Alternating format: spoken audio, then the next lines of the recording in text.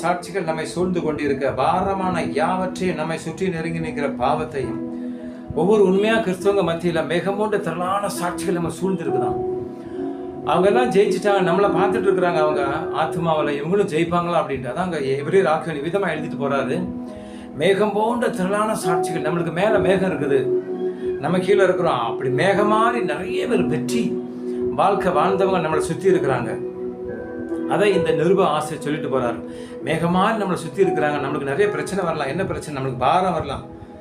நம்மை சுற்றி கொண்டிருக்கிற பாரமான யாவற்றை, நம்மளுக்கு பாரம், எனக்கு கூட பிள்ளைய கொடுத்த பாரம் ஒவ்வொரு நாளும் ஆண்டு சமத்திலே வச்சுட்டு இருக்கிறேன். அதான் இவரு சொல்லிட்டு போறாரு, நம்ம பாரத்தெல்லாம் என்ன செய்யணும்?